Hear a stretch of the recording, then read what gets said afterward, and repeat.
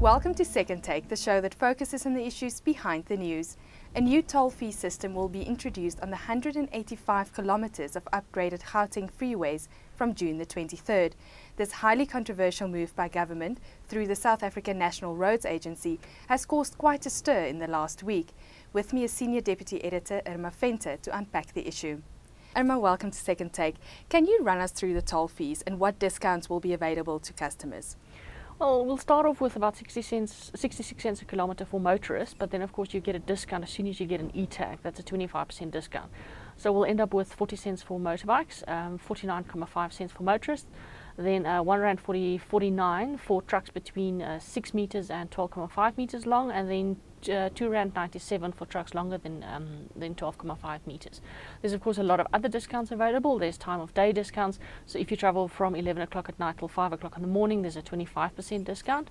There's also frequent use discounts. So if you use your bill comes to more than 900 or 960 rand a month, you'll get a 50% discount on your toll fees. And then of course there's also a public transport discount. That's about 50% discount on top of the 25% for the e-tag, of course. What has the reaction been to the announcement? Well, people are upset. There's no other way. It's kind of a grudge purchase. It's like insurance. Nobody really wants to pay toll. So we'll see the automotive, the AA, Automobile Association, they said it will be a horrific impact on motorists and on road freight in South Africa. But they also said it should push people to public transport, which is not available in all cases on these 185 kilometers of roads that's being tolled, though, which is the problem. Then we have the logistics industry. They said it will have, they'll have to pass on the cost to their customers, which is of course the big food retailers, the big manufacturers, steel, they do steel transport and things like that. So they have to pass it on to their customers, so that we'll probably see prices increase of goods in Gauteng. But they also say that it's good that the infrastructure is being upgraded, because that means goods can move much faster in South Africa. So they also say that's a positive point, though.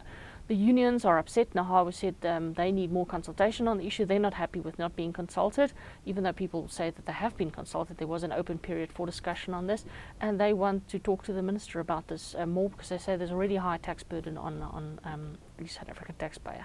The Minister of Transport has indicated that the issue may be up for debate. Will this change anything?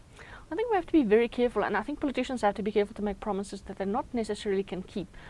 Remember when Jacob Zuma there was a national election, he was just elected as the president of the ANC, he put the whole taxi discussion on hold. He said, let's not talk about the BRT, the taxi guys taking over the BRT, taxis being scrapped in favor of the BRT, let's stop the process, have the elections, then we'll talk about it. He implemented exactly after the elections what he wanted to implement anyway. Let's not, if the same happens to toll fees in South Africa, is this maybe a pre-election promise now? We have the local elections coming up.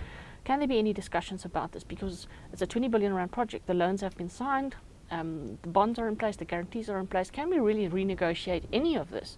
I think it's all done and dusted, so we have to be careful, and politicians have to be careful to make promises of consultation that can't necessarily be kept. What do you think about the idea to toll the highways in Gauteng? Well, I think first of all we have to improve our infrastructure. That's really necessary. But we have to find the best way to do this. And we have to ask if the price is not a little bit too high for the economic hub of the country. I mean, that's quite a steep toll fee to pay. It's twice as high as travelling down to Durban, for example, per kilometre. So that's quite a high price that you put on a commuter that uses a road every day. You also have to ask if there is necessarily a alternative public transport routes in place. We're in Bedfordview, for example. There's no real quality public transport to come to here. There's no Rio Vaya bus system. There's no near metro rail station. The Gautrain won't get here. So what do we have to do? We have to use the road. So there's no alternative, which is of course also a bit of a problem.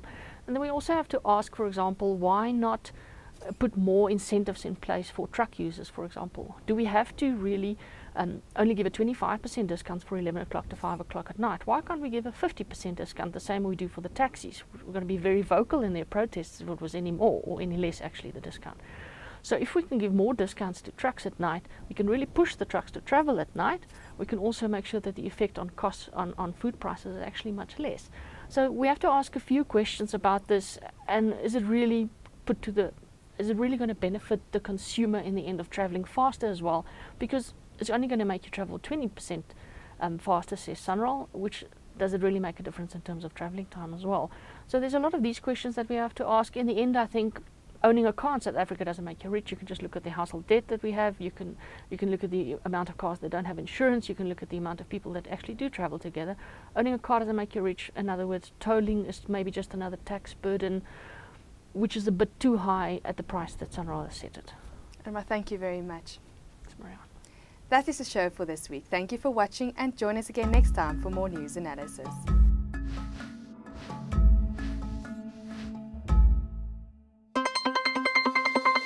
Led by Martin Creamer, Mining Weekly's bureaus in Perth, Johannesburg and Toronto deliver unrivaled global coverage of the resources industry and the companies shaping it. Creamer Media's Mining Weekly for mining news around the clock.